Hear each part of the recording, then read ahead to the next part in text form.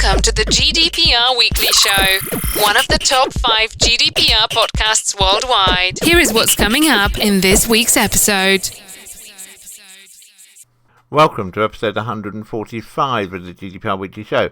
And coming up in this week's episode, we have news of the NHS conducting its biggest data grab in the history of the NHS in England. We then stay with the NHS, but on a much smaller scale. We travel to Norwich, where there's been the theft of a postbox from outside of a GP's practice. And then we continue with the NHS as we look at news that Matt Hancock, the Secretary of State, has issued a directive to tell organisations to share data related to COVID-19. We then travel to Ireland, where MyHome.ie have had a data breach which has exposed the documents of some 700,000 clients. And then to India, where Air India has suffered a data breach.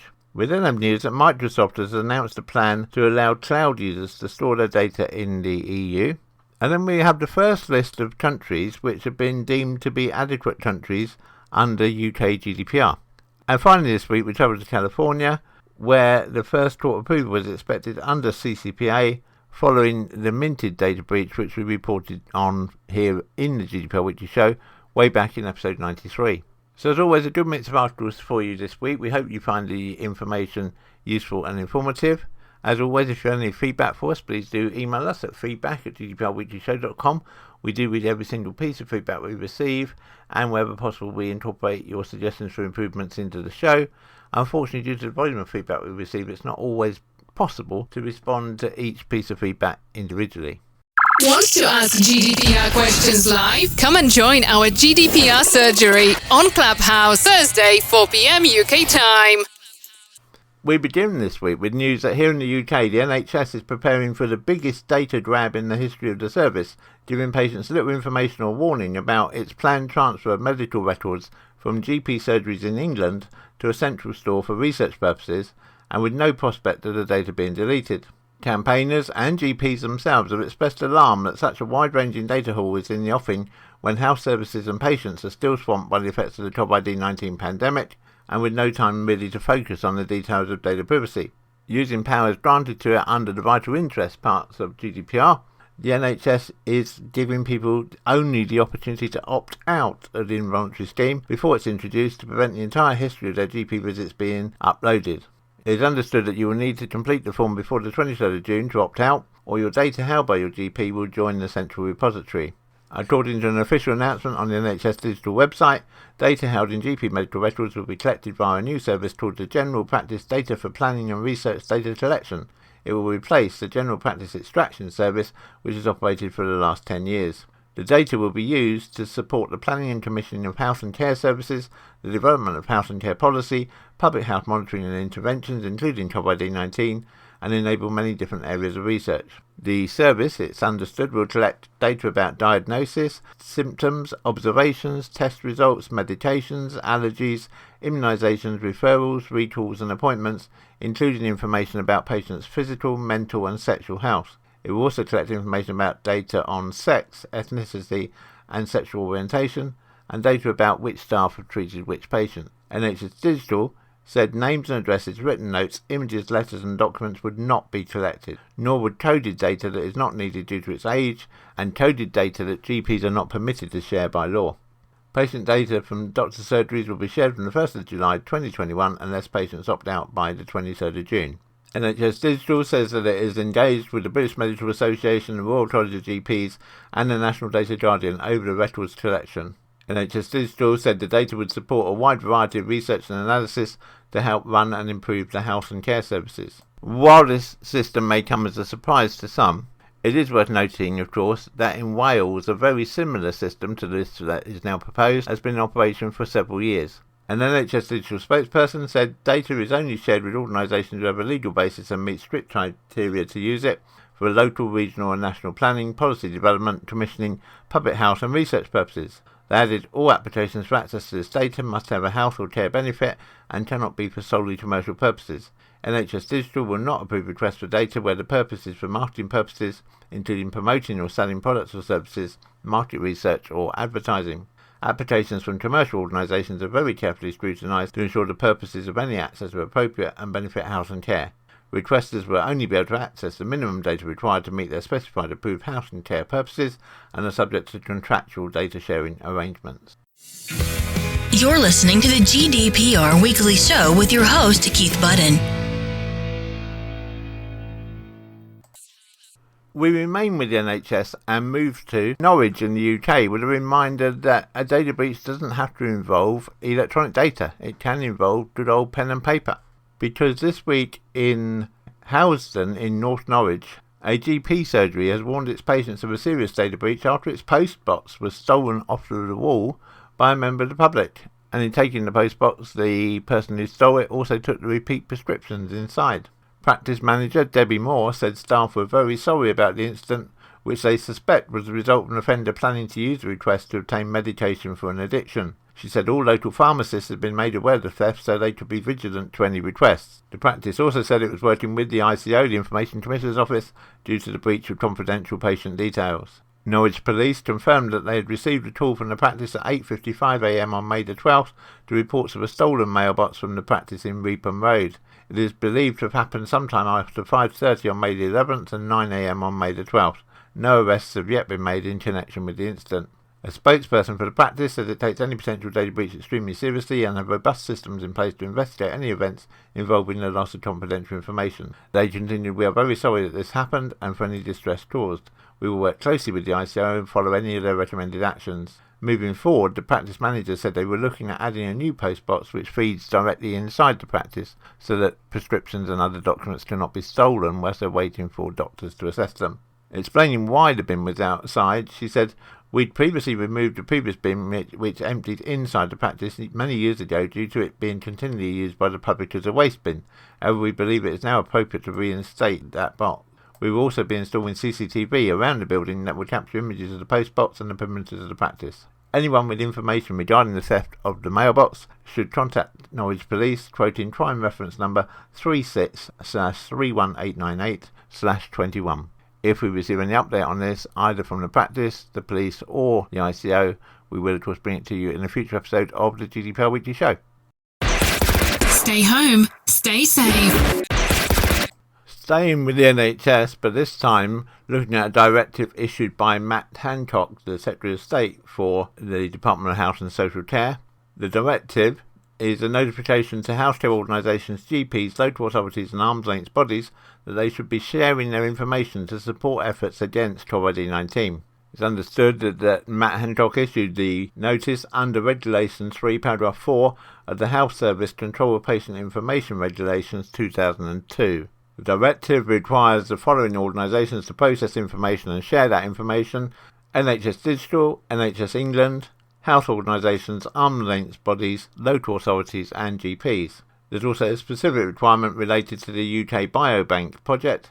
These notices require that data is shared for the purposes of coronavirus COVID-19 and give health organisations and local authorities the security and confidence to share the data they need to respond to COVID-19. For patients, this means that their data may be shared with organisations involved in the response to COVID-19, for example, enabling notification to members of the public most at risk and advising them to self-isolate. These notices may be extended by further notice in writing. If no further notice is issued by Matt Hancock, then they will expire on the 30th of September 2021. In a statement, a spokesman said the health and care system is facing an unprecedented challenge and we want to ensure that health organisations, arm's length bodies and local authorities are able to process and share the data they need to respond to coronavirus COVID-19, for example by treating and caring for patients and those at risk, managing the service and identifying patterns and risks. They went on to point out that data controllers are still required to comply with relevant and appropriate data protection standards and to ensure that within reason that they operate within statutory and regulatory boundaries. Just a reminder that the UK GDPR allows health data to be used as long as one or more of the conditions under Article 6 and 9 are met. These are conditions under both articles that can be relied on for the sharing of health and care data, including the care and treatment of patients and public health. The spokesperson went on to say that they would expect any organisation to share information within the legal requirements set out in UK GDPR. Contact us on helpdesk@gdprweeklyshow.com or phone us on 0800 808 5312. To Ireland now, and MyHome.ie has reported personal data leak to the relevant authorities. The issue, which relates to unsecured personal information on the property website, dates from 2014 and has been reported to the Data Protection Commission. It stems from customer data being uploaded to an unsecured folder on its servers in 2014. In a statement, the company said it has come to our attention that customer files which were uploaded onto MyHome.ie Customer Relationship Management CRM system from 2014 were also, unbeknown to us, automatically stored in a temporary file on the MyHome.ie server. This folder was inadvertently unsecured. Some 700,000 documents are believed to have been in the unsecured folders, including ID documents. MyHome.ie, which is owned by the Irish Times, has since secured the folder and has notified the DPC of the issue. There is no evidence to suggest that the data stored on this folder was accessed at any stage before this matter was brought to our attention, the company said. However, we do understand that an as yet unspecified number of these files included personal data. It's understood that the information was discovered by a tech company called Vadits after a recent review of data available on public clouds. Vadits said it had flagged the issue with MyHome.ie last month. If we receive any update on this either from MyHome.ie, the Irish Times or the DPC, we will of course bring it to you in the next available episode of the GDPR Weekly Show. To India now, and Air India has confirmed that the personal data of about 4.5 million passengers of Air India was leaked in a cyber attack on the airline's data processor, but the compromised servers were later secured. Air India, which is heavily in debt, is a member of the global airlines consortium Star Alliance, and said the breach involved personal data such as name, contact, passport, ticket and credit card details registered between August 2011 and February 2021. It's understood that no passwords were affected. Air India's data processor, SITA PSS, passenger service system, had in recent months informed the airline about a cyber attack it faced in February, following which the Indian airline investigated the matter and secured its compromised servers. Our data processor, SITA, has ensured that no abnormal activity was observed after securing the compromised servers, the airline said on Friday. SITA, which serves the Star Alliance of airlines including Singapore Airlines, Lufthansa and United, had in March said it had faced a highly sophisticated cyber attack, after which it initiated containment measures. It was not immediately clear if any of the other airlines served by SITA were affected by the incident. Asked for a comment, SITA referred to its March announcement on Saturday, adding that it duly informed Air India and that the matter remains under active investigation. For Air India, the breach is the latest headache at a time when it's trying to rein in its costs, while the government seeks to sell its interest in the company. If we get any update on this from Air India, we will of course bring it to you in the next available episode of the GDPR Weekly Show. Want to ask GDPR questions live? Come and join our GDPR surgery on Clubhouse, Thursday, 4 p.m. UK time. As we move towards the middle of 2021, we still await clear guidance from the EU Commission and the EDPB on the standard contractual clauses to be used after the Schrems II case, which resulted in the collapse of the EU-US Privacy Shield. Just a reminder that on 16th of July 2020, the EU Court of Justice issued a decision, the so-called Schrems II decision, invalidating the EU-US Privacy Shield and imposing tighter restrictions when using EU-approved standard contractual clauses. This ruling was driven largely by concerns regarding surveillance by US state agencies. As it is, the SCCs remain a lawful mechanism for data exports and are subject to review of the recipient country's laws, potentially adding the need for supplementary measures to ensure that the personal data exported from the EU or the UK continues to be protected by equivalent standards to the ones in the EU or the UK, i.e. GDPR and UK GDPR. In the last couple of weeks, there has been action by some large companies to try and move things forward whilst we wait for the new standard contractual clauses, and on May the 6th, Microsoft announced that it was planning to support customers by enabling them to process and store all their data in the EU by the end of 2022. Microsoft is calling this plan the EU data boundary for the Microsoft Cloud. We hope to have a spokesperson from Microsoft on the GDPR Weekly Show fairly soon, and we will be questioning further on quite what the EU data boundary for the Microsoft Cloud is going to include and exclude. So listen out for that. We will announce it in due course. You're listening to the GDPR Weekly Show with your host, Keith Budden. If you're a regular listener to the GDPR Weekly Show, you'll know that we've spoken several times about the ongoing actions to get a EU data adequacy decision from the EU for the UK so that data transfers can continue between the UK and the EU in both directions after the 30th of June. Well, whilst we're awaiting that, this week the UK Information Commissioner's Office has announced the decisions on data adequacy for UK GDPR. And the countries which have been deemed adequate for UK GDPR are Andorra, Argentina, Canada, but only for commercial organisations, the Faroe Islands, Guernsey, Israel, the Isle of Man, Japan, Jersey, New Zealand, Switzerland, and Uruguay. In addition, the UK has stated that it deems the EU as a jurisdiction which has a finding of adequacy. Under the Data Protection Act 2018, decisions relating to the making, review, amendment and revocation of UK adequacy decisions are ultimately a matter for the Secretary of State. However, prior to making a decision, the Secretary of State is required under the Data Protection Act section 182 paragraph 2 to consult the ICO and such other persons as the Secretary of State considers appropriate. This also reflects the requirement in Article 36(4) of UK GDPR for the Secretary of State to consult the ICO in these circumstances. The Secretary of State is not obliged to follow the ICO's views, but rather consider them when they're reaching a decision. The ICO explained that the process of making an adequacy decision focuses on four main areas. The first is gatekeeping. This is the program of work associated with making a decision as to whether to commence an assessment in respect of a country by reference to numerous policy factors reflecting government and UK interests. The second is assessment. This refers to the program of work associated with collecting and analysing information relating to the level of data protection in another country. The third is recommendation, the program of work associated with the DCMS UK Adequacy Assessment Team, making a recommendation to the Secretary of State, who will then decide whether to make a finding of adequacy in respect of another country. And the fourth is procedural, with the work associated with making the relevant UK adequacy regulations, laying them before Parliament, and any subsequent publication of the ICO's opinion. The ICO's role in the process includes providing comments and advice to the Department of Culture, Media and Sport officials to allow the Commissioner's views to be included in the recommendation to the Secretary of State and factored into his decision-making, and providing advice and or an opinion to Parliament, including on the process followed and the factors taken into consideration by the Department of Culture, Media and Sport, Adequacy Assessment Team and the Secretary of State. We expect that over time this adequacy list will grow, and whenever we're notified of new announcements by the Department of Culture, Media and Sport or by the Secretary of State or indeed by the ICO, we will of course bring them to you in the next available episode of the GDPR Weekly Show.